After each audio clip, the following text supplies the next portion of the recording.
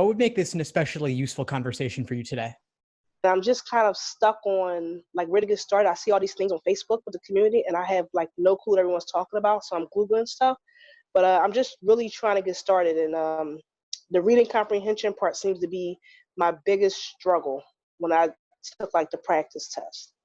What's your approach to reading comprehension currently like?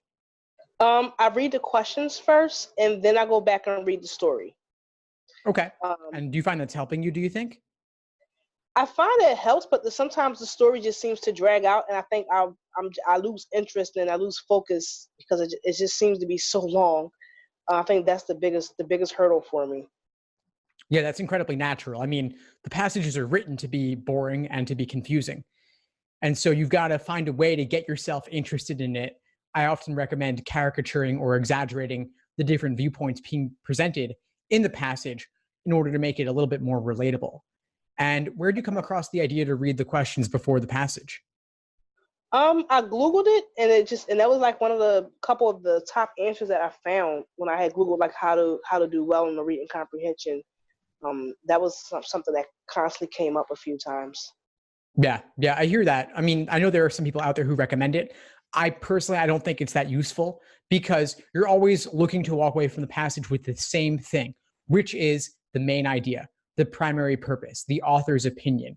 That's what you want to take away from the passage, regardless of what the other questions are. The detail-oriented questions, you can always go back for the answers to them when you need them. You can always return to Okay. the passage. But for your initial read, if you walk away with the main idea, you've already got a good number of questions taken care of. Okay, so that's something to try then. All right, I never thought about that. So your suggestion is to read the passage first and then go to the questions? Exactly. Read the passage, extract the main idea, and summarize the different viewpoints either on the scratch paper or just mentally, and then use that information to knock out all of the general global questions in the passage. Okay. Okay. Where is it like, okay, so I guess the second question for you would be in order to try to enroll in 2020 law school, I was attempting to take the March LSAT. Is that a bad assessment of myself to try to take the one in March to enroll for 2021? Some schools will take the March LSAT, but it is after some schools' deadlines. The deadlines are often soft deadlines, though, so you could still apply to a lot of schools with March scores. The downside is there might be less scholarship money available, and it's a little bit tougher to get in. But if you get a high enough LSAT score, that could outweigh the disadvantage of applying later.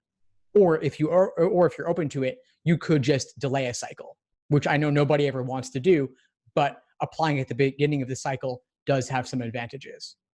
Okay, what would be the beginning of the cycle?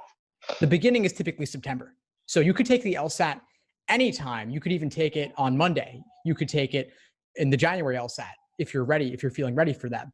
But then you wouldn't need to apply until the fall. Applications typically open in September. You could apply then to start law school the following fall. Oh, okay. All right. So, and you're suggesting the March, if I could score high enough, it would be okay.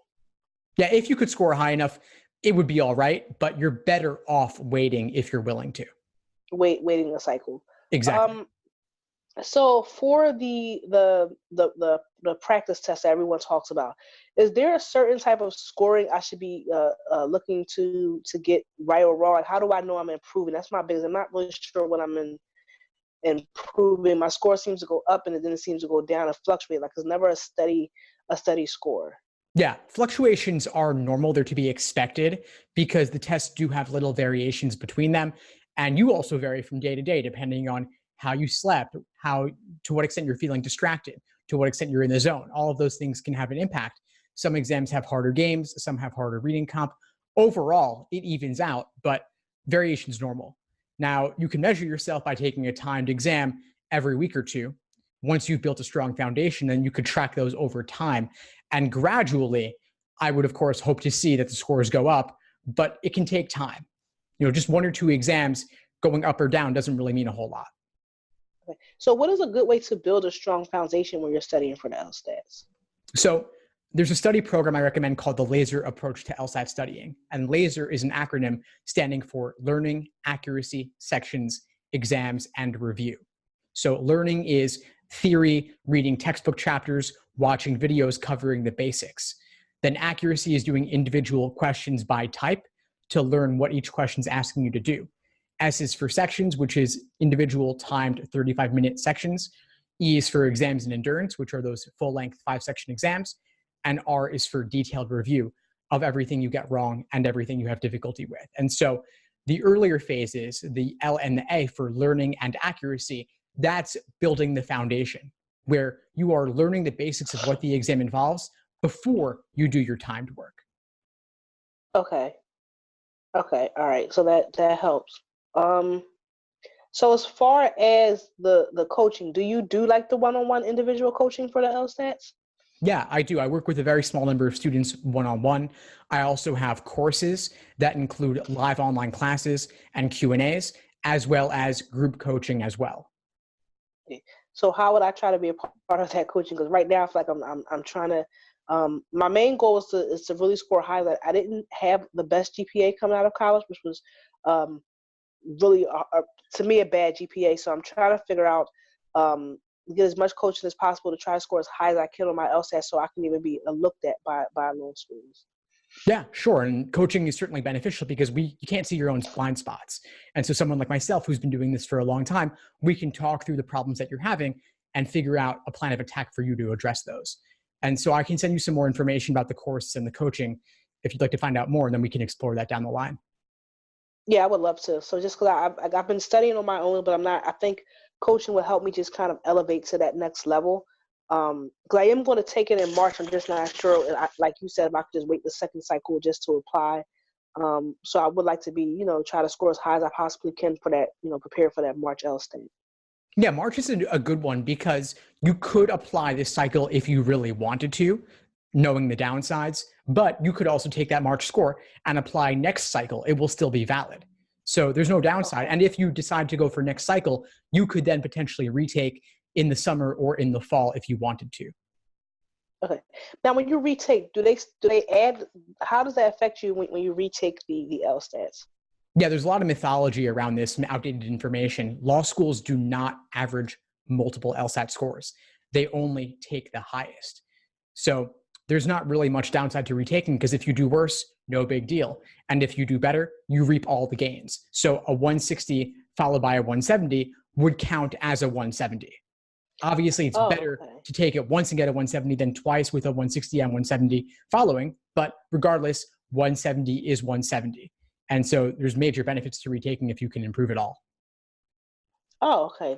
That I feel a lot better about that. Okay. So I think that's pretty much all the questions that I have for you. You'll send me the information for the coaching, and yeah, I mean, I went through the reading comprehension. So, do you have any more advice on getting better at the reading comprehension? I know you told me to read the passage first, but is there anything else that you can suggest that I could incorporate that would help me a little bit more with the reading comprehension? Yeah, sure. I've got a lot more detail on this on the YouTube channel. I have a whole reading comprehension playlist that contains far more detail than I can go into now. But one quick thing I'll say is take fewer notes. The students who do the best take very little in the way of notes or none at all because it takes time to write things down. It takes time to read them. And especially now with the digital LSAT, you're doing your note taking on the scratch paper to the side. That's a lot of back and forth. So I would really try to minimize that. Try to minimize those things. Okay, I never thought about that. That's awesome. Okay, well, that is all. I don't have any more questions, so I thank you for taking the time to answer. Do you have any questions for me, or? Yeah, just one final thing before we sign off. What would you say is the biggest insight you got from our call today? The reading comprehension and you cleared up the myth of the score. I think the way you told me to go about the reading comprehension, I'm going to incorporate that. And to me, that was the biggest insight. Because I would take your advice. You seem pretty knowledgeable. So I think that for me is going to be a major game changer because I was taking a lot of notes. And so what you said was taking less notes, I feel like is going to help. So I'm going to take less notes and just read, as you suggested, the passage first and then go to the opposite way. So I think I'm just going to flip the way I was doing it, which is what you suggested. So great. Well, I'm really glad we connected. Please keep in touch and let me know if you need anything as you move forward. Thank you, Steve. Appreciate it. Have a great day. Thanks for tuning into the show. Please subscribe if you haven't done so already to be notified of new episodes as I release them. And feel free to reach out if you need anything at all as you move forward with your prep. I'm happy to help however I can. In the meantime, I wish you all the best and take care.